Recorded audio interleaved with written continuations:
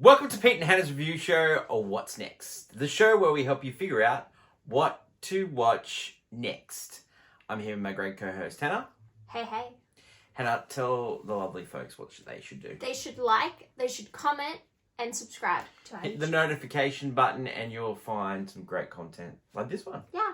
Thanks everyone for watching the live stream. We got some great feedback from it. And we hopefully will do one later this month. Yeah, maybe, yeah. Yeah. We're going to do one later this month. We're going to do Christopher Nolan films. And that should be hilarious. Is that... Because Dark Knight Rises is one of them. On today's show, Hen, we are going to review Indiana Jones and the Dial of Destiny. We've got some great content on our channel. Great reviews. We reviewed all the Sydney Film Festival movies that we saw. Yeah, we did. Thriller Trash this week was The Fugitive in honour of Harrison Ford. Yeah. And this week, a special Thriller Trash again. We are going to review The Firm with the great Thomas Cruise. Before we get started with our reviews, Han, tell the people what is our favourite movie of the year, the championship belt holder. Oh, for me personally, it is John Wick, Chapter 4. And for me, it is Hypnotic. On to the reviews. Movies, 2023. Indiana Jones and the Dial of Destiny. The elevator pitch.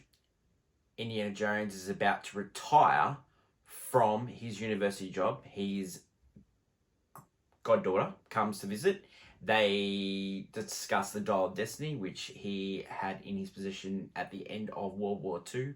And Nazis are back, and Indiana Jones does Indiana Jones things. Yeah. Reasons to see this one, Hen. I'm guessing if you've never seen any of the previous films, it's just a fun adventure film, and it's very family orientated, very, fun, I guess, plain for all.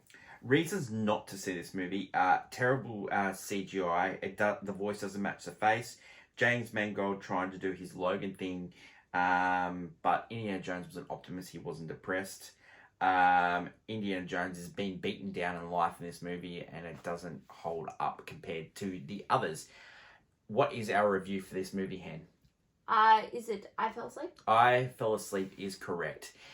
Should people see this or miss it? Watch or miss? Nay. Because you'll see it in 4 months on Disney+. Yeah, I'd give it a miss as well. Indiana Jones and the Dial of Destiny is in cinemas. Yeah. Now. Okay, let's go deep. Yeah. Let's talk about this. So we actually fell asleep in this one. And then when we saw it again, I fell asleep again in the exact same parts. It's really hard.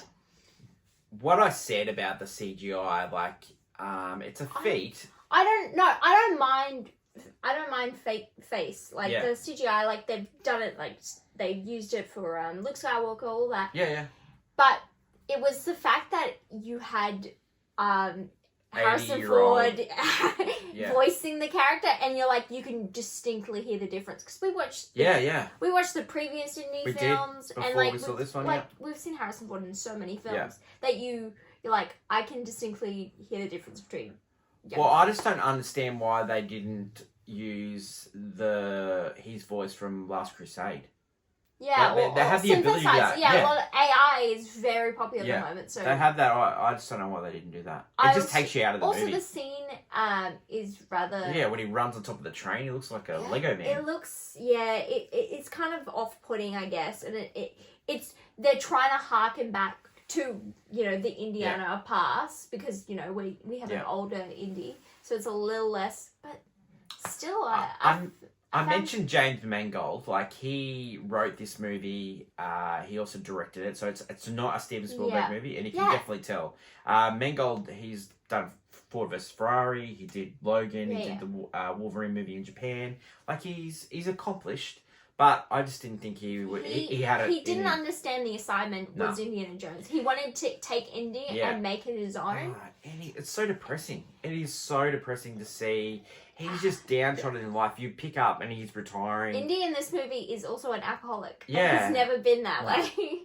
So it was... And why did they have to make him like that? Yeah, character growth and stuff like that. But on rewatch, I was like, I realized what he wanted to do with the character, but he doesn't, I don't know, he doesn't present it well enough for me to actually care. Same, he also got help from the writer from Crystal Skull, so if he had anything to do with the aliens, he's had something the to do with this one. aliens, yeah. So after the Dial of Destiny, the Antitheory Key, it has the ability to send you back in time. So the Nazis are chasing it. That's the theory. Yeah, the Nazis are chasing it. And so Mads Mikkelsen, I love Mads Mikkelsen. I think he can always play a great villain. Yeah, he's a good villain. But I think his writing was like you need someone more.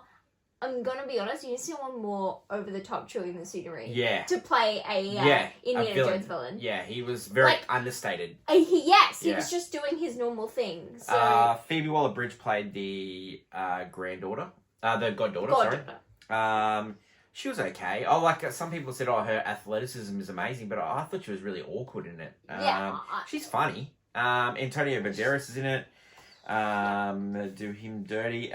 Producer was Kathleen Kennedy. Yeah. She's had a great track record with the Star Wars movies. But she did she also produced all the Indiana Jones movies. Yeah, she's done well with those. To the last two. Lucas and Spielberg, they were just attached as executive producers. I don't think they would have enjoyed this movie, to be honest. Indy gets framed in this movie. This ain't no fugitive. The horse bit you've seen in the ads, it's okay. Good to see Salah again. He was good. Give him hell, Indiana. Give him hell, Indiana. Yeah, I liked him in it. It was just when you thought that they couldn't do another crappy CGI scene, they did. They went back. They hit you over the head with it. Indy has no gun early in the movie. There's no choice. It was really boring. The movie. Yeah. I find it was obviously tested so much that they tried to make it. Yeah. Easy for everyone to. Well, they had a short round type character called Teddy. Teddy, who I find is too old to be cute. Yeah. Yeah. So then he's in this weird in between. And then he was like falling in love with Phoebe Waller-Bridge. She had the hots for her. It's big. But it wasn't supposed to be. It was supposed to be like a buddy, you know, brother sister type. I don't know. It's off-putting. We know brother sister type of stuff. I didn't mind the cave bit, which you can see in the ad as well. The puzzles he solves. Exploring. Yeah. Like that's always good been. That was Indiana what was Jones great. stuff. Last Crusade had a really great where it goes really into the exploring because it's he's an archaeologist. He's finding stuff. I don't think Phoebe Waller-Bridge had the acting chops to pull off a few scenes in this movie. Like she is a comedic actress. And there's some really... No, I thought she was fine. I just think the writing was not good. But like when she was trying to... Like, yeah, I just don't think she had the ability. She's trying to get Indy to do something. I thought it was good. I just think... I think she wasn't... It was like she was trying in that scene and no one else was giving her anything. So she was like... Harrison that's what it was. It felt like... Where did... Like in this movie, Indy's poor. Where did the money go? Yeah, Indy had Indy was rich. He had a beautiful house. Yeah. Beautiful house. Yeah, and he'd solved all these things. And he was also dean. He's assistant dean. Yeah, what happened to that? Was it a scandal? I don't know. You know, did he lose his job because there's of alcohol? a lot of plot holes and a lot of why is this happening? Not to mention the biggest plot hole we won't talk about because it's a spoiler. Well, yeah, we won't talk about any of the spoilers. Maybe if you haven't seen another Indy, you'll like this. We saw with one of our good friends, Bonnie, who hadn't seen another Indiana Jones. Shout out to you, Bonnie. But she liked it. Yeah. So maybe we're wrong because we're Indiana Jones fans. But so we know how good it can be. Yeah. Like, it had elements of some Indiana Jones movies, had some elements of National Treasure, but you know what else it had? It had awful elements of that last Ant-Man movie. It reminded me of Quantumania. Oh, you mean like kind of like young daughter? Yeah. Oh, no, yeah, kind of she's taking the wheel. Yeah. And then you have like, I see what you're saying. And the god-awful CGI in that movie as well. Yeah. It just reminds you of that with de-aging. I don't know, it's just, they need to either let it cook for longer or less scenes requiring it. I just think they missed the boat. He was too old. I think, but also I think they're making scenes like that whole train scene. Yeah. They're trying to make it bigger and better than the last Indiana. Yeah. But it's like, you don't need to. You can strip it all the way down and make it interesting. like, just do that cave thing where they're finding how ways to get into the you cave. don't need a how like trains. Indiana Jones and the Raiders of the Lost Ark.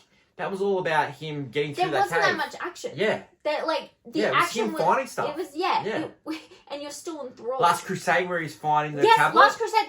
There's like that one. There's that bit where they're going through the streets. That's the biggest action part. But the rest of it is just. And then like the boat scene, but like the another thing with the Last Crusade, that feats of courage. The most action feats of will. movie. The most action movie was Temple Doom. Yeah. Where it had the train cut scene and it had like people hated that. Yeah, so. I just. We've watched a lot of action movies and a lot of with CGI. But what it comes back to, you got to get the story right. You've got to get, you know, especially with these rehashes. I'll tell you why the people like The Flash, the Michael Keaton bits, was because... It was rehashing? it was rehashing, but it was also Michael Keaton...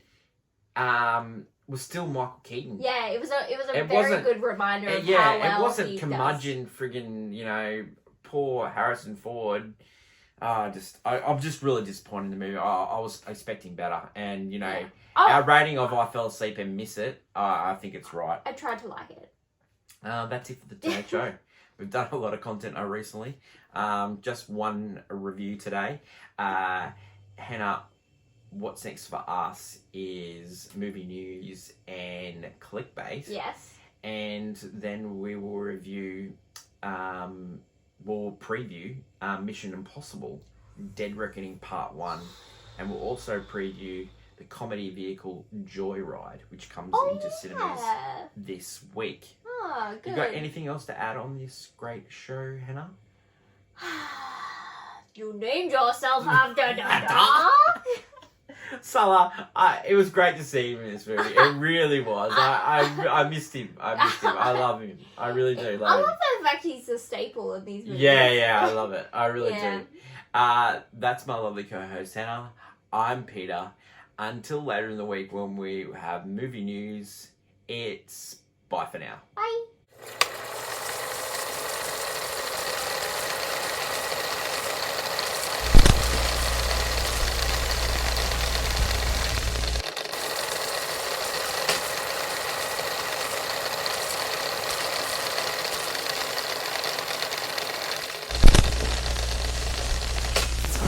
Post-credit scene, Hen, I'll give you a preview of clickbait this week. Yep.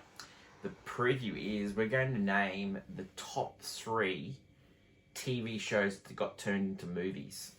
Oh, because Mission Impossible. Yes. Yeah. So I hope you enjoy the clickbait. But the last week's clickbait, there was a secret. Yeah, there was. Oh no, it was a movie turned into a show. Yeah. It would be an interesting top 3. And Turtles. No, calm down. I'm trying to think calm of down, movies. calm down.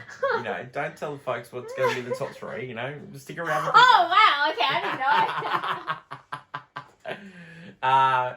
I really appreciate. The feedback was good from the Mission Impossible. We talked about Mission Impossible for 45 minutes. 5 minutes of that was just me and you vamping, which was some great stuff, and pretty much like post-credit scene. So the Nolan films, we're looking forward to that, and that will be some really fun. And then later in the month, we have some really exciting news, and we will tease that throughout the clickbaits and post-credit scenes over the next couple of weeks. So see you at clickbait later in the week. Bye.